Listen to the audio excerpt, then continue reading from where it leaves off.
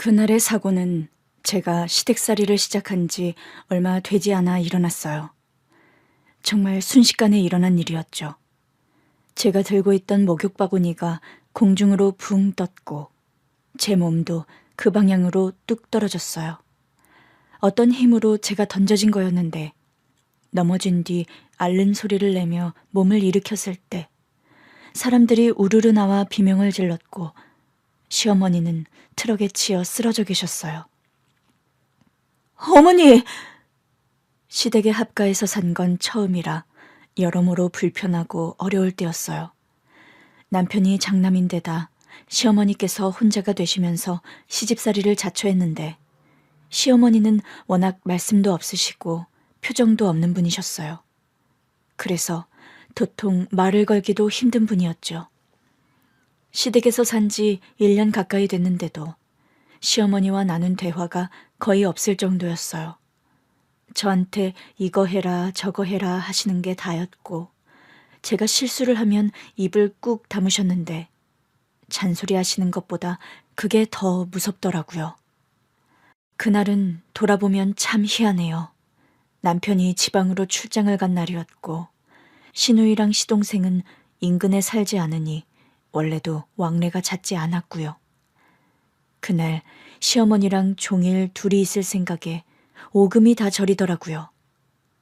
우리 애들도 학원 갔다가 오면 밤늦게나 오던 때라 더 그랬어요. 점심때까지는 평소와 크게 다를 것 없이 있었는데 시어머니께서 갑자기 목욕을 가자고 하시더라고요. 저랑 둘이요? 그럼 출장 간 큰애 데려다가 셋이 갈까? 아니요, 그건 안 되죠. 돌아보면 시어머니께서 저에게 처음으로 농담을 하신 순간이 아니었나 싶어요. 나중에서야 알게 된 거지만 시어머니는 낯을 많이 가리는 분이었어요. 젊을 때는 말도 없고 의문스럽다며 구박도 많이 받았다고 하시더라고요. 맏며느리인 저에게도 매일 보며 산 지 1년 가까이 돼서야 농담 한마디를 하셨던 건데 제가 너무 화들짝 놀랐던 거 있죠. 목욕을 마치고 나오니 저녁 되더라고요. 밥을 안 쳐놓고 나올 걸 그랬어요. 어머니 시장하시죠? 짜장면이나 먹고 들어가자. 네? 시어머니께서 앞장서 걸으시더라고요. 마침 목욕탕 건너편에 중국집이 있었어요. 종종 걸음으로 따라갔죠. 어머니 정말요? 우리 진짜 짜장면 먹고 가요? 뭐 대단한 거 먹겠다는 것도 아닌데 그렇게 좋아? 시집 와서 처음 외식하는 것 같아서요. 그러게, 그동안은 왜 안 했는데? 어머님이 안 좋아하실까 봐요. 나 바깥 음식 좋아한다. 평생 네 시아버지 밥 차리는데 이골이 난 사람이야. 정말요? 그럼 종종 외식해도 돼요? 안 될 건 뭐니? 시어머니의 의외의 모습을 보고 나니 마음이 놓여서 자꾸 제잘제잘 떠들게 되더라고요. 시어머니는 제가 아무리 떠들어도 조용히 하라는 둥 하는 말씀도 안 하셨어요. 가만히 들으시다가 조금씩 웃기도 하시더라고요. 아마 신랑도 없이 시어머니랑 덜렁 집에 남은 어린 며느리가 안쓰러우셨던 게 아닌가 싶어요. 목욕도 하고 짜장면도 먹은 뒤 기분 좋게 가게를 나선 그때였어요. 그 일은 정말 순식간에 일어났어요. 놀라서 시어머니께 다가갔을 때 시어머니는 의식이 전혀 없으셨어요. 주변에 피도 흥건해서 저는 정말이지 자지러지게 울었어요. 시어머니를 태운 구급차를 타고 같이 병원으로 가는 내내 온몸이 떨리더라고요. 시어머니의 의식이 돌아오지 않았거든요. 남편과 겨우 연락이 됐을 때 시어머니는 수술실에 들어가 계셨어요. 여보, 어머니가 트럭에... 뭐? 아니, 이게 무슨 일이야? 어머니랑 목욕탕 갔다가 짜장면 먹고 나오는데 트럭이 달려왔나 봐. 본 사람이 있더라고. 근데 어머니가 트럭이 빠르게 달려오니까 나만 밀어버리고 본인은 차마 못 피하셨나 봐. 나는 트럭이 달려오는 줄도 몰랐어. 그것도 모르고 어머니 옆에서 수다만 떨고 있었어. 여보, 진정해. 괜찮아. 내가 지금 갈게. 진정하고 기다리고 있어. 여보, 무서워. 문제는 수술을 받고 나온 시어머니의 몰골이 말이 아니었다는 거였죠. 선생님, 우리 어머니 팔은 어디 갔어요? 괴사가 심해서 잘라낼 수밖에 없었습니다. 네? 얼마나 놀랐던지 그 자리에서 기절까지 하고 말았죠. 시어머니는 그 사고로 팔 하나를 잃으셨고 다리 한쪽도 불구가 되셨어요. 남편도 도착하자마자 얘기를 듣고는 아연실색하더라고요. 여보, 어떡하면 좋아? 나만 멀쩡해. 무슨 소리야. 당신이라도 멀쩡해야지. 어머니만 다치고. 어머니가 다친 건 슬프지만 당신이 안 다친 건 천만다행인 거야. 당신이 자책할 일이 아니야. 아무리 그래도 저에게는 견디기 힘든 상황이었어요. 몇 시간 뒤 의식이 돌아온 시어머니는 자신의 상태를 의연하게 받아들이셨어요. 애들 다 키워놓고 이렇게 돼서 천만다행이구나. 어머니, 죄송해요. 제가 트럭이 오는 걸 봤어야 했는데. 그 트럭 운전사 분명 술에 취해 있었을 거야. 맞아요. 낯설하고 운전했대요. 저 아랫집 아들 트럭이더라고. 어떻게 하셨어요? 보면 알지. 그놈이 주종뱅이거든. 나라도 봐서 얼마나 다행이니. 젊은 너까지 치였으면 나는 못 견뎠을 거다. 어머니, 죄송해요. 네가 뭐가 죄송해. 내가 몸이 더 빠르지 못해서 나까지 못 피한 것뿐이야. 그래도 네가 내 뒤쪽에 있었던 게 천만다행이지. 그때부터 저는 결심했어요. 시어머니의 수족이 되드리겠다고요. 시어머니는 한동안은 좀 우울해 보이셨는데 그래도 잘 회복해 나가기 시작하셨어요. 시누이도 자주 와서 어머니의 말동무가 되어주었고 시동생도 전역하고 돌아오면서 시어머니를 많이 위로해드렸고요. 그러나 시어머니는 자식들은 오히려 더 귀찮아 하시더라고요. 다들 그만하고 가서 너희들 할 일이나 하라고 하셔서 결국 자식들은 멋쩍게 자기 자리로 돌아갔어요. 그래서 제가 시어머니께 물어봤죠. 어머니, 그래도 아가씨랑 도련님한테 너무하신 거 아니에요? 어머니 생각해서 와 있는 건데. 됐어. 제대로면 너만 더 신경 쓰이잖아. 나 위로한답시고 와 있으면 밥 차려줘야지. 나도 신경 써야지. 네 일만 배가 되잖니. 그래도 저보다는 자식들이 더 좋으실 거 아니에요. 어차피 나가 살애들인데 내 옆에 있는다고 내 팔이 돌아오니 다리가 낫니. 그냥 가서 할 일들 하라고 해. 이 집 사는 사람 귀찮게 하지 말고. 시어머니는 몸이 다친 후로는 특히 자기 자식들보다 본인을 모시고 사는 제 편을 많이 들어주셨어요. 그래서 더 시어머니의 일거수일투족을 다 돌보고 싶었던 것도 같아요. 물론 그러다가 저도 혼이 나긴 했어요. 아가, 내가 혼자 할 수 있는 건 하게끔 해줘야지. 변소 정도는 나 혼자 갈 수 있어. 그래도 불편하시잖아요. 그러다 넘어지기라도 하시면 큰일 나요. 네 남편이 변기 옆에 붙잡는 것도 다 설치해줬잖니. 나도 연습을 해야 내 몸을 내가 가누고 살지. 제가 다 해드릴 거예요. 어허, 네 몸이 10개도 아니고 나도 내 나름의 요령을 익혀야 할 거 아니야. 넌 한창 애들도 키워야 하고. 대신 혼자 못하는 건 절대 혼자 하시면 안 돼요. 그러다 넘어져서 더 심하게 다치시면 그때는 제가 24시간 내내 업고 다닐 거예요. 아유, 징그러워. 내가 더 건강해지고 말겠다. 제가 다 해드린다고 했는데도 시어머니는 스스로 하려고 참 많이 노력하셨어요. 저는 다 해드리고 싶은데 시어머니 마음은 또 그게 아니셨나 봐요. 시어머니는 몸이 성하지 않으신데도 전처럼 애들 밥도 챙겨주시고 할 수 있는 집안일도 하려고 하셨어요. 제가 위험하다고 하지 말라고 해도 본인 집이라고 내 손주들이라며 당연히 해야 한다고 하시더라고요. 그 사고는 시어머니의 몸을 망가뜨렸지만 결과적으로 우리 고부 사이는 더 가까워졌어요. 물론 그 사고가 아니었다고 해도 더 가까워졌을 것 같아서 술 취한 채 트럭을 몬 그 사람이 참 원망스러워요.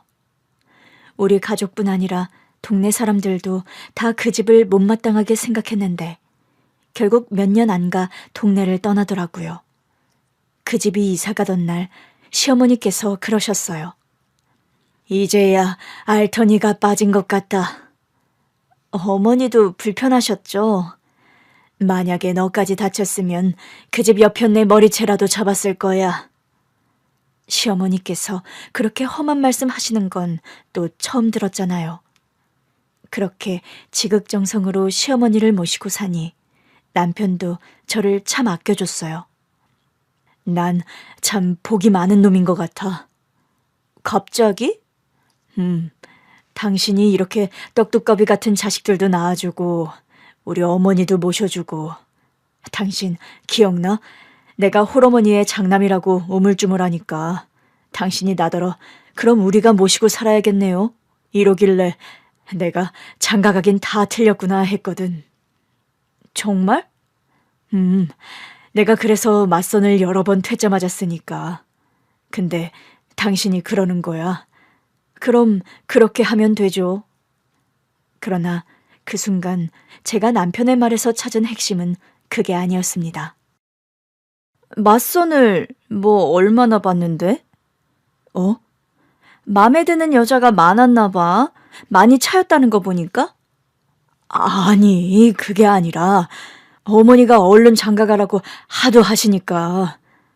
그래서 앞에 여자가 승낙했으면 나랑 결혼 안 했겠네? 아닐걸? 아니긴 뭐가 아니야. 어머니 모시고 살아준다고 했으면 그냥 결혼했겠구만. 아니야, 절대 아니지. 아, 아깝다. 나도 다른 남자랑 더 선보고 결정할 수 있었을 텐데. 여보, 그건 좀 많이 섭섭한데? 나도 섭섭하거든? 우리가 인연이니까 이렇게 만난 거지. 다른 여자가 며칠 있었든 그냥 만나보기만 한 거야. 나도 그 여자들이 시큰둥해서 바로 간뒀어. 근데 당신이 새초롬하게 물을 때는 심장이 철렁하더라고. 나 이 여자는 진짜 안 놓치고 싶은데 싫다고 하면 어쩌지?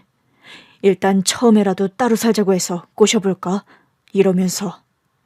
뭐야, 지금 나랑 사기 결혼을 하려고 한 거야? 그런가?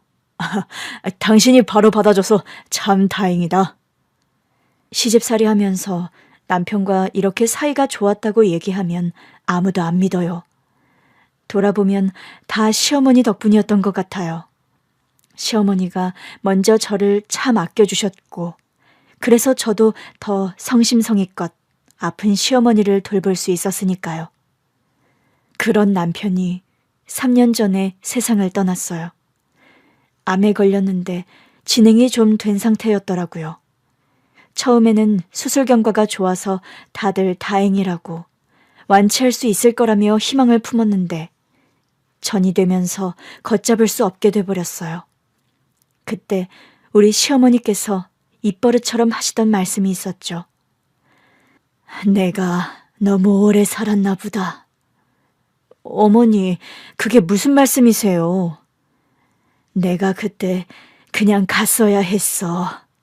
몸이 이렇게 망가졌는데도 기를 쓰고 사니까 내 아들이 저렇게 된 거야. 어머니, 진짜 저 속상하게 그렇게 말씀하실 거예요? 어머니라도 마음 단단히 잡수셔야죠. 미안하다. 저는 시어머니와 부둥켜 안고 울었고 잘 견뎌보자고 우리 남편 꼭 이겨낼 거라고 시어머니를 다독였어요. 그러나 결국 남편은 세상을 떠났어요. 그나마 우리 애들이 다 커서 성인이 된 게 다행이었지만 문제는 시어머니였어요. 시어머니는 큰아들을 잃은 그날부터 시름시름 앓기 시작하셨어요. 저는 시어머니께 간곡하게 부탁드렸죠. 어머니, 저 어머니까지 없으면 어떻게 살아요? 제발 이것 좀 드셔보세요. 조금만요. 잘 안 넘어가서 그래. 그냥 둬. 내가 이따 봐서 먹을게. 시어머니는 영 기력을 회복하지 못하셨고 결국 심장에 이상이 생기셨어요. 그러더니 오래 지나지 않아 세상을 떠나셨죠. 그즈음 우리 시누이도 고생을 많이 했어요. 제가 자기 오빠 보낸 지 얼마 안 됐는데 어머니 간병까지 하는 게 안쓰러웠는지 자주 집에 와서 어머니도 챙기고 저도 챙기더라고요. 그 와중에 코빼기도 안 보이던 식구가 한 명 있었죠. 바로 동서요. 시어머니께서 투병하시는 내내 바쁘다는 이유로 들여다보지도 않더니 위독하시다는 말에 갑자기 찾아와서는 시어머니 곁에서 지내겠다고 하더라고요. 속이 너무 훤히 보여서 저랑 시누이랑 뒤에서 많이 투덜거렸어요. 왜 저러는 거냐며 어쩜 저렇게 뻔뻔하냐면서요. 시어머니께 시아버지가 남겨주신 고향에 있는 재산이 좀 있다고 하더라고요. 저도 대강은 알고 있었지만 사실 큰 관심은 없었거든요. 그런데 시어머니께서는 동서에게 전 재산을 물려주고 돌아가셨어요. 10년을 교통사고로 팔이 없는 시어머니의 수족이 되어 모셨는데 저는 그렇다고 쳐도 시누이도 충격이 컸죠.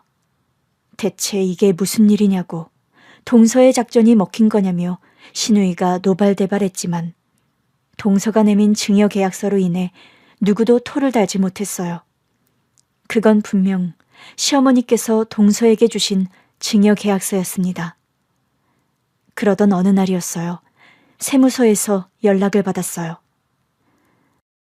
땡땡 세무소입니다. 와주셔야겠는데요. 영문도 모른 채 땡땡 세무소에 도착했는데 세무사가 말했어요. 아무래도 문제가 있는 것 같습니다. 문제라니요? 그 세무서는 우리 가족이 시어머니 유산상속 관련 세무일을 맡긴 곳이었어요. 지금은 고인이 된 남편 친구가 운영하는 세무서여서 믿고 맡긴 곳이었죠. 서류가 좀 이상해요. 세무사가 이상한 점을 설명해 주는데 정말이지 경악할 일이 눈앞에 펼쳐졌어요. 이 서류가 이상하다는 거죠? 네, 이 서류가 존재하려면 애초에 이 계약 문서가 없어야 하는데 이건 전에 시어머니께서 저한테 도장만 찍으라고 하셔서 찍었던 건데 그 땅이 바로 동서분이 증여받았다는 그 시골 땅이에요. 네? 그 땅은 지금 30억 정도 가치가 있는 거로 알고 있는데요. 제가 도장 찍은 땅은 그 정도 가치가 있는 땅이라고 들었어요. 누가 그러던가요? 당연히 저희 시어머니시죠. 시어머니께서 시골에 자투리 땅이 있는데 그동안 제가 시어머니 모시느라 고생했다고 이 땅은 저한테 미리 주시겠다고 하시더라고요.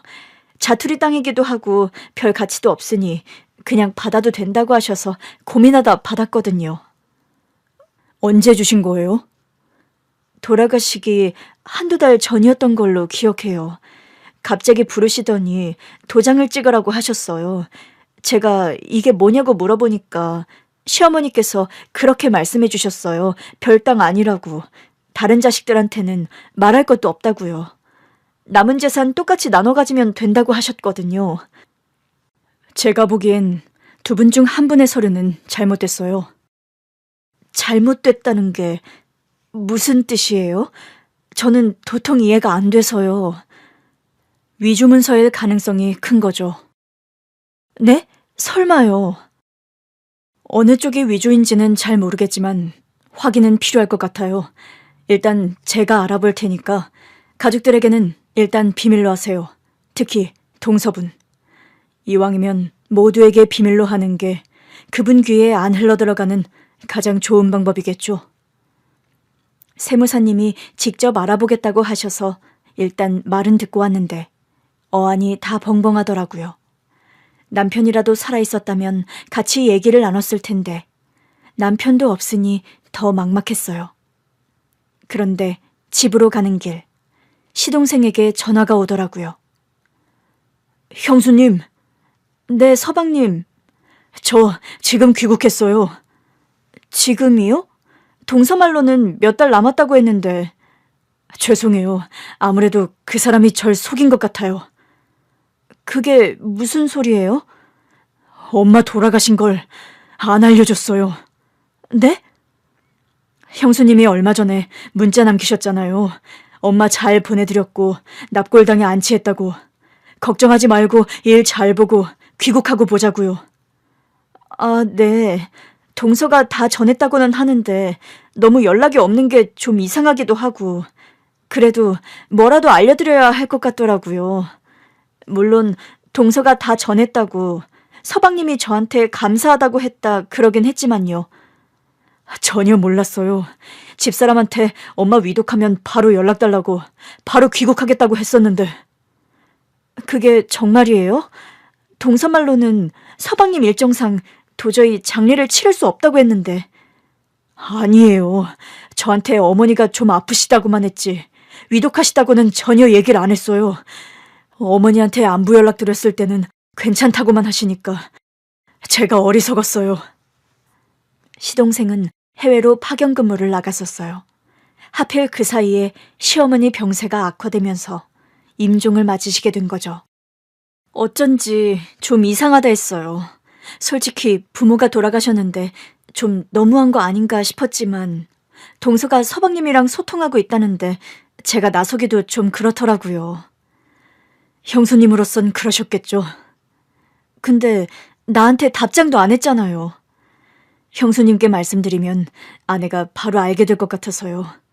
우리 가족들 외의 경로로 알아봤는데 엄마가 돌아가셨다고. 이게 무슨 일이야. 많이 놀라셨겠네요. 네, 그래서 급히 파견일 정리하고 오느라 시간이 좀 걸렸어요. 형수님, 제가 지금 대구로 가도 될까요? 동서는 모르는 거예요? 네, 몰라요. 일단 오세요. 시동생이 오겠다는 우리 집은 시어머니의 집이기도 했어요. 그 자식들이 못 올 이유가 없는 곳이었죠. 저는 막 귀국했다는 시동생을 위해 밥도 하고 급한 대로 반찬도 만들었어요. 오랜만에 본 시동생 얼굴이 헬쑥하더라고요. 살이 왜 이렇게 빠졌어요? 며칠간 제대로 잠도 못 자고 먹지도 못해서요. 충격이 심해서 그랬나 봐요. 그냥 안 넘어가고 잠도 안 오고 그러더라고요. 일단 밥 좀 먹어요. 이거 어머니가 담그신 김치. 아, 엄마 김치. 시동생이 시어머니 김치를 보더니 갑자기 눈물을 터뜨리더라고요. 형수님, 정말 죄송합니다. 너무너무 죄송해요. 서방님이 뭐가요? 아무래도 집사람이 사고를 크게 친 것 같아요. 네? 아내 때문에 집안이 풍비박산 날 뻔했어요. 서방님, 도대체 뭘 알아내신 거예요? 제가 아무래도 아내가 이상해서 파견 근무 정리하면서 뒤를 좀 캐봤어요. 근데 이상한 계약을 했더라고. 어떤 계약이요?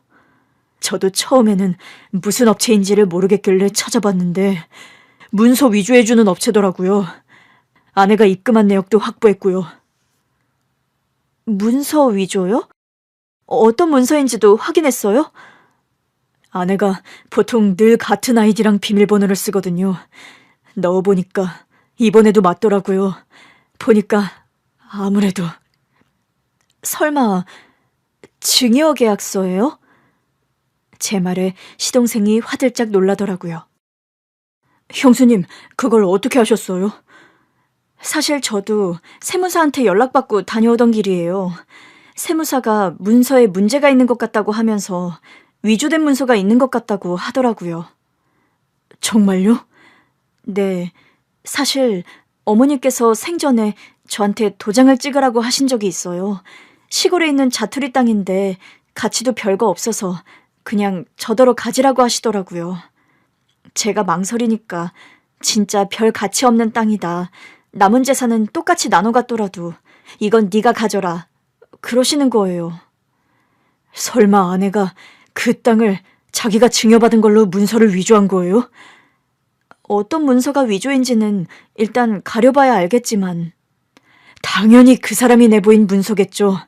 어머니가 아내한테 땅을 증여했을 리가요. 또 모르는 거잖아요. 동서가 어머니 돌아가시기 직전에는 아주 잘했거든요. 그렇다고 한들 형수님이 엄마한테 하신 거에 비할 수가 있을까요? 저도 결혼 전에는 이런 사람인지 몰랐어요. 어머니랑도 잘 지내고 싶다고 해서 그 말을 곧이곧대로 믿었죠. 그런데 결혼하고 명절에도 어머니 안 찾아뵙는 거 보셨죠? 요즘 젊은 사람들이 다 그렇죠 뭐.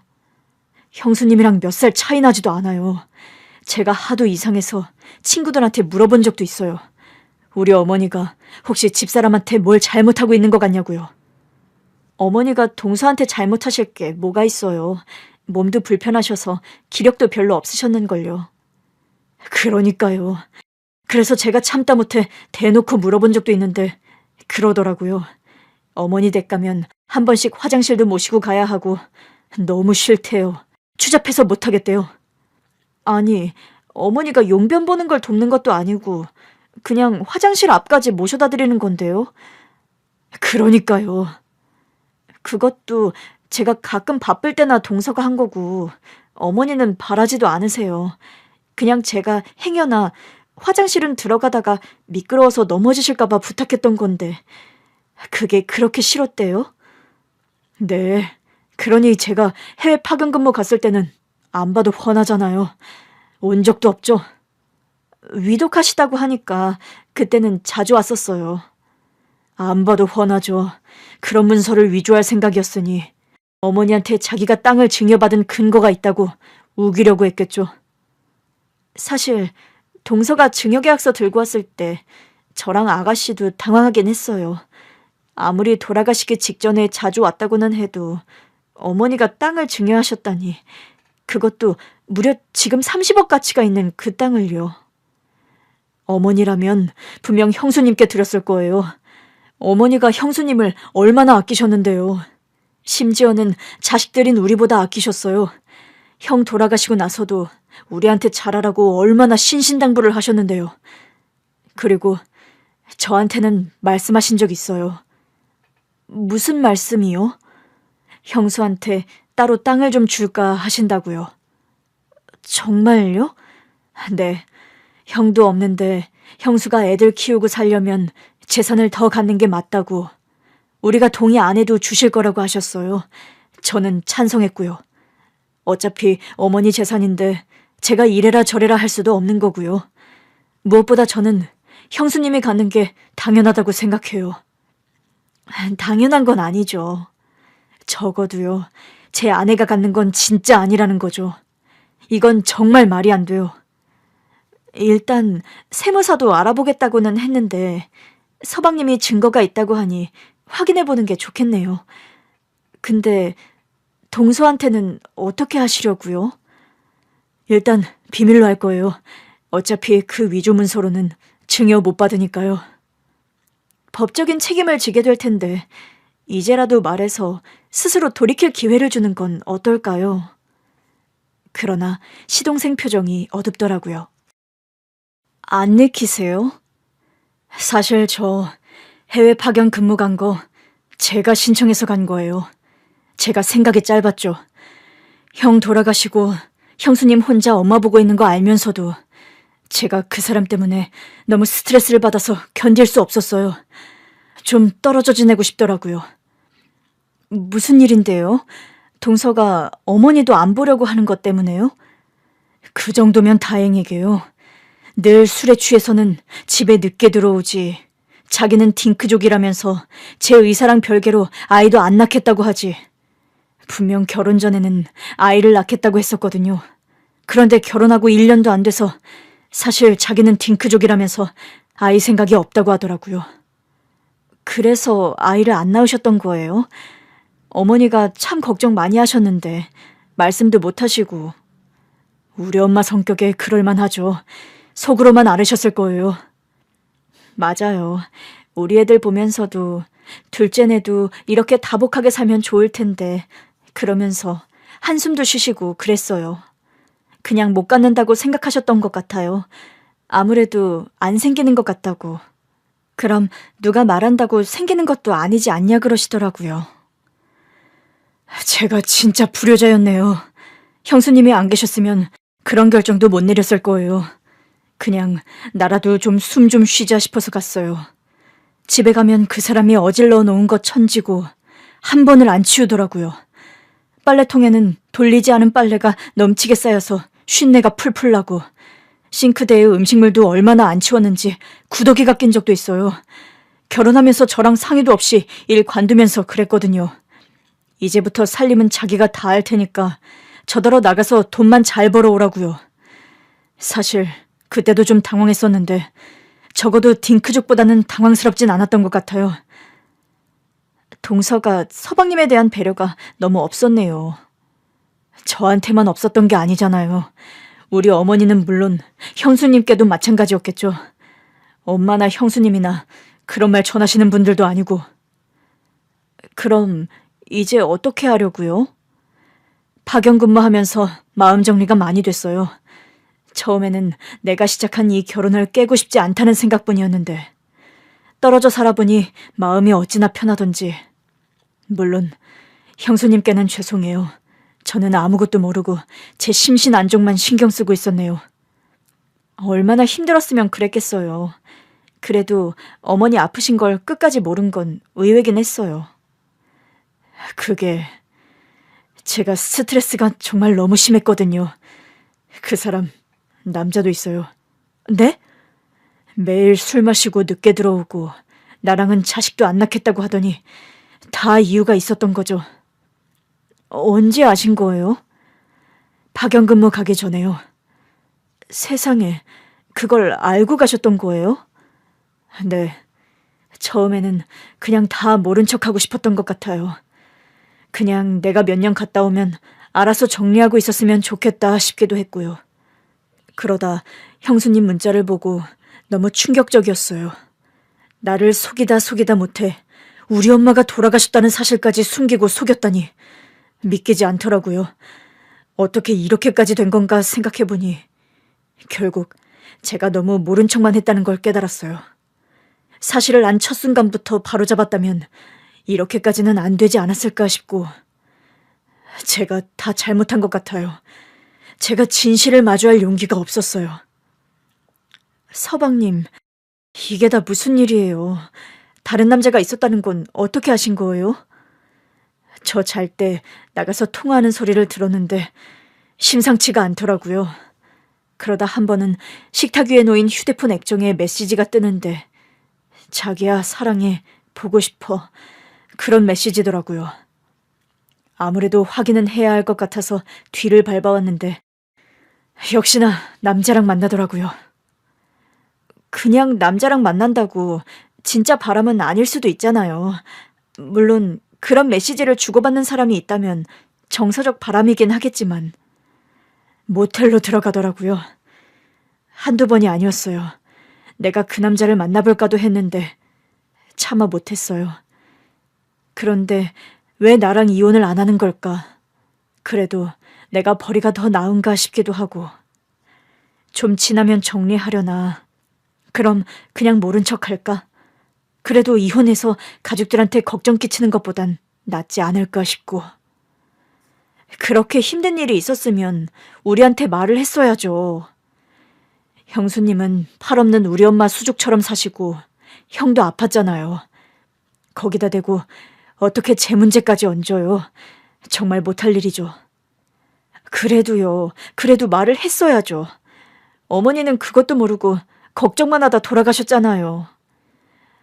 이렇게 빨리 돌아가실 줄 몰랐죠. 아무래도 안 되겠어요. 우리 아가씨도 불러서 같이 얘기해요. 형수님, 걔는 안 돼요. 걔는 성미가 급해서 바로 우리 집 사람한테 달려가고도 남을 거예요.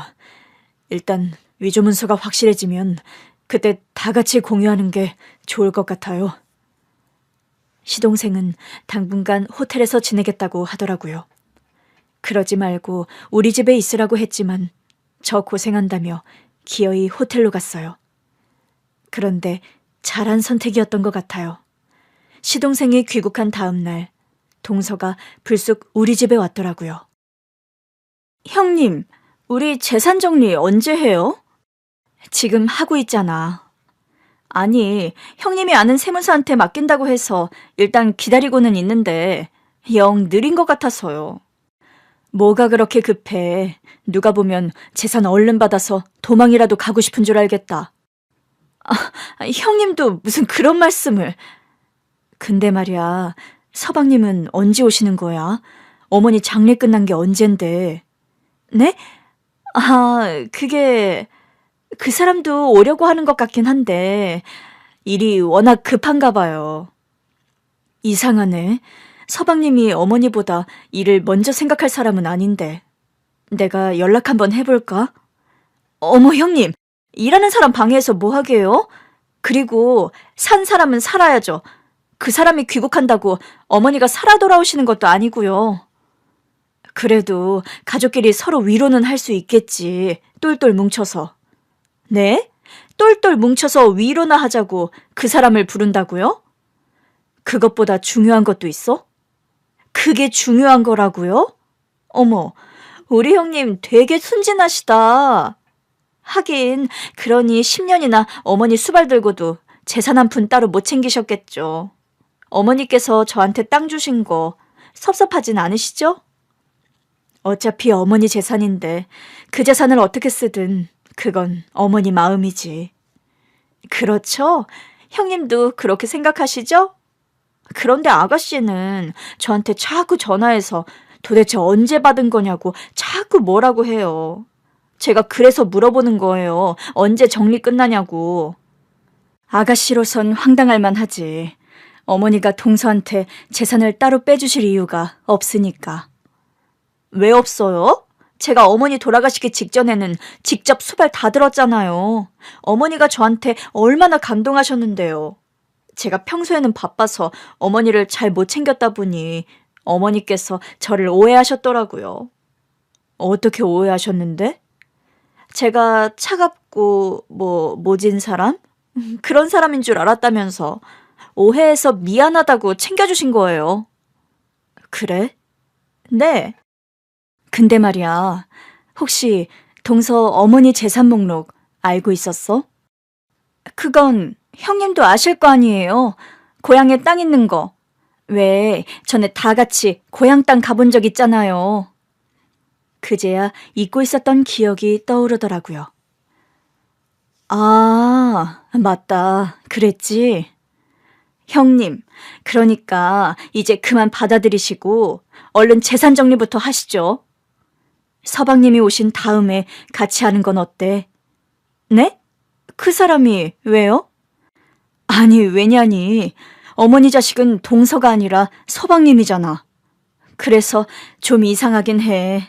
막말로 어머님이 서방님한테 재산을 챙겨주신 거면 이해가 될 것 같아. 우리 남편 가고 이제 서방님이 하나 남은 아들이니까. 근데 서방님도 아니고 동서라니 좀 희한하긴 해. 내가 일해서 시간이 길어지는 게 불안한 거예요. 그래서 뭐요? 다들 어머니 뜻 어기고 소송이라도 걸겠다는 거예요? 그때 휴대폰에 문자가 하나 도착했어요. 저는 문자를 확인한 뒤 동서에게 말했습니다. 그럴 필요는 없을 것 같아. 당연하죠. 어머니 유지를 받들어야 하지 않겠어요? 아니, 그 증여계약서는 애초에 가짜니까 소송할 필요가 없다고. 네? 다시 말해줘. 애초에 그 증여계약서는 동서가 위조한 거니까 우리가 소송할 이유가 없다고. 동서가 너무 놀랐는지 갑자기 딸꾹질까지 하더라고요. 형님, 뭐 잘못 드셨어요? 동서야말로 많이 놀랐나 보네. 안 들킬 자신이 있었나 봐. 형님, 저는 지금 형님이 무슨 말씀을 하시는 건지. 그러면서 또 딸꾹질을 하더라고요. 많이 놀란 것 같은데 물 마시고 와. 얘기가 길 것 같으니까. 길다니요? 가서 마시고 오라고. 동서가 마지못해 부엌으로 간 사이 저는 서방님께 문자를 보냈어요.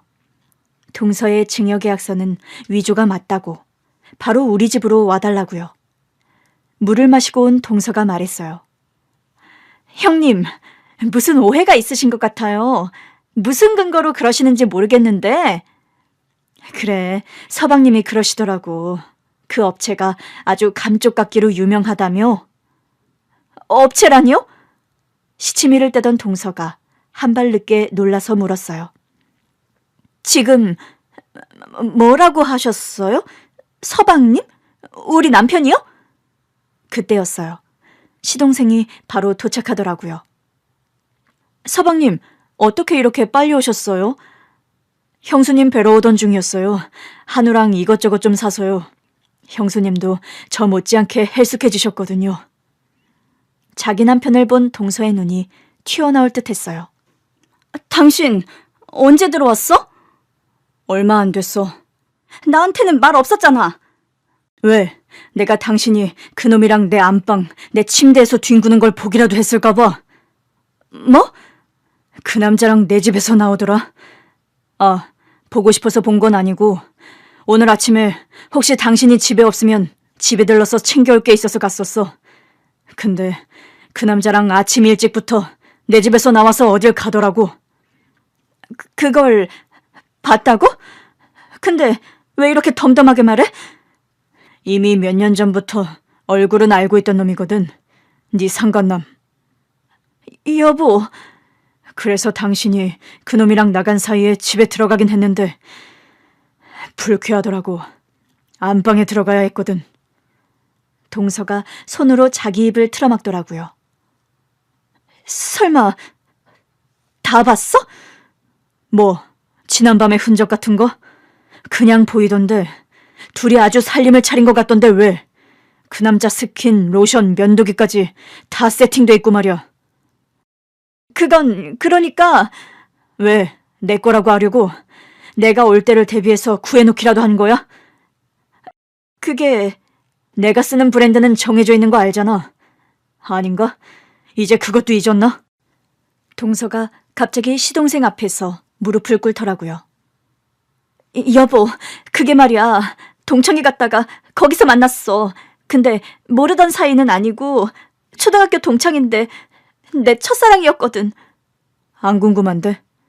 순수하던 시절에 남자를 만나니까 반가운 마음에 몇 번 만난 게 다였는데 걔가 자꾸 좋다고 해서 나한테 이혼하고 자기한테 오라고.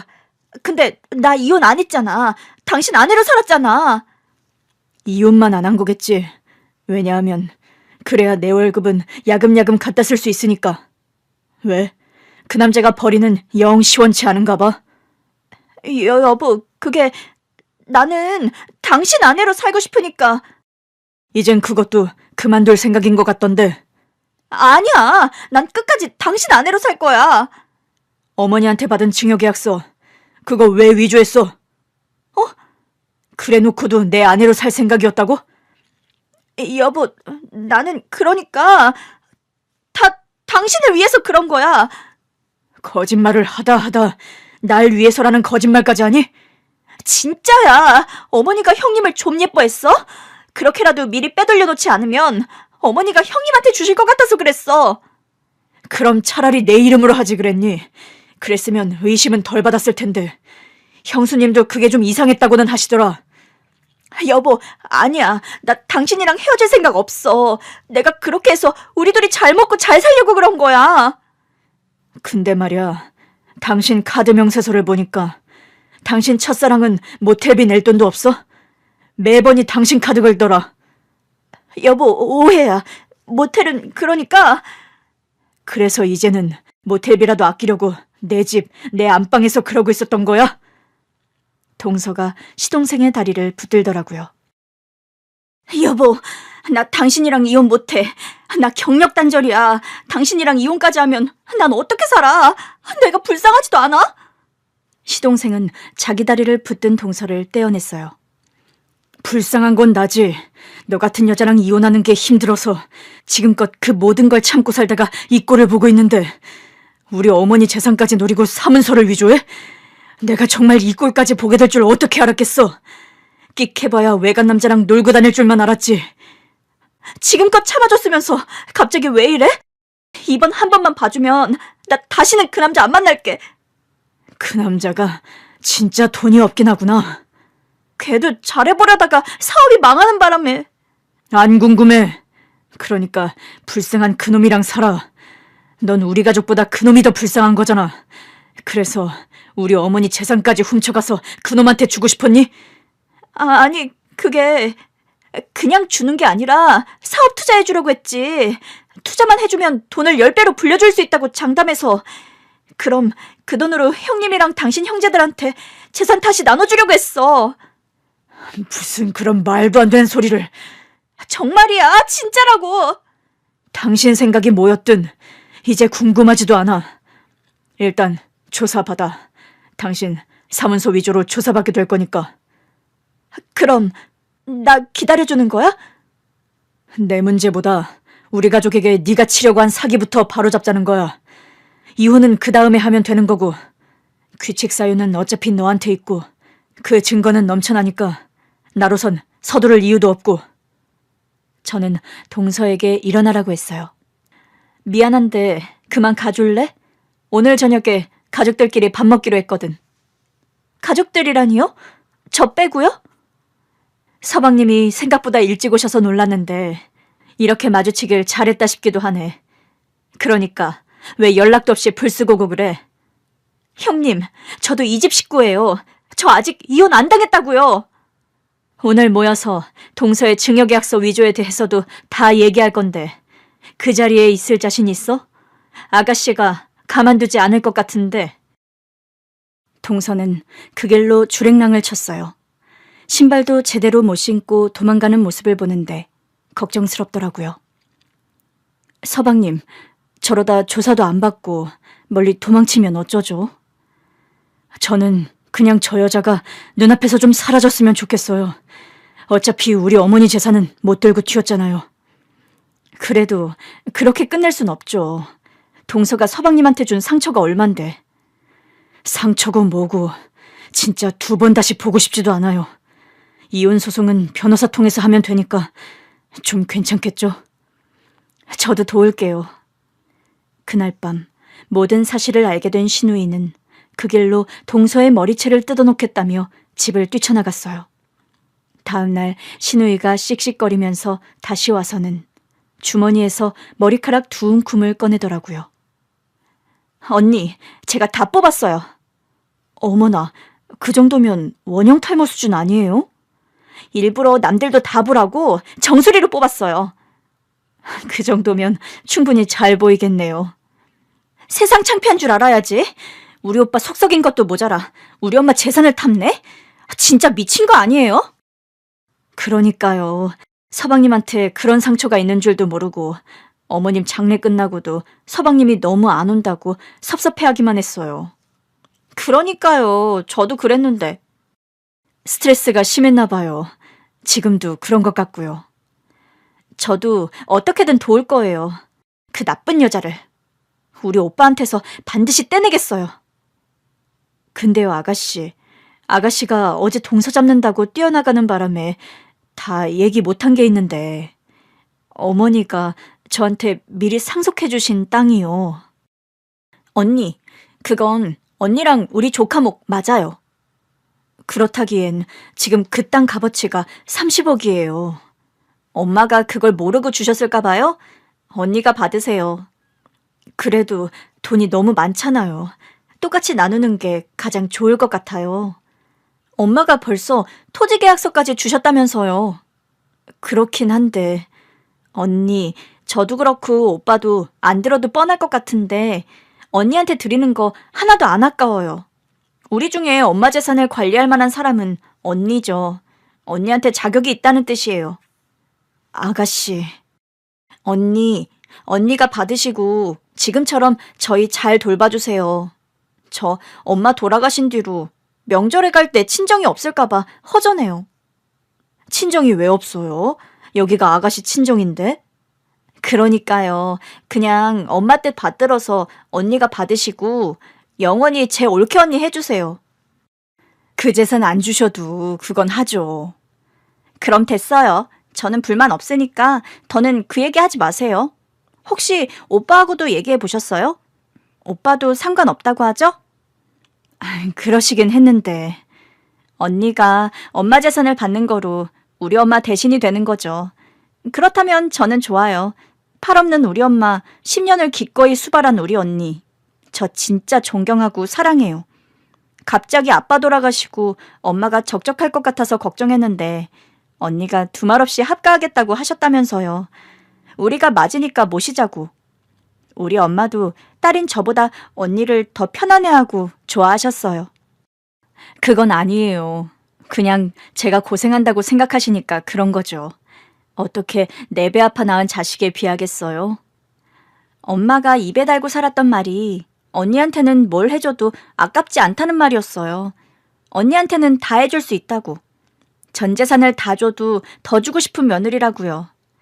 큰오빠 떠나고 엄마가 저한테 그런 말 한 적 있어요. 오빠 돌아가셨다고 위계가 무너져선 안 된다. 누가 뭐래도 내 첫째 며느리가 집안의 어른이다. 어머니께서 그런 말씀을 하셨다고요?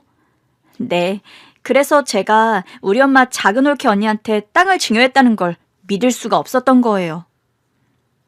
우리 어머니, 날 왜 그렇게 예뻐하셨을까?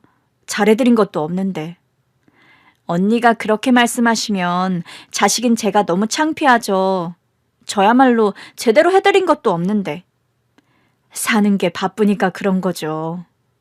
그러니 우리 엄마 뜻 잘 받들어 주시고 우리 집안의 큰어른으로 위계를 딱 잡아주세요.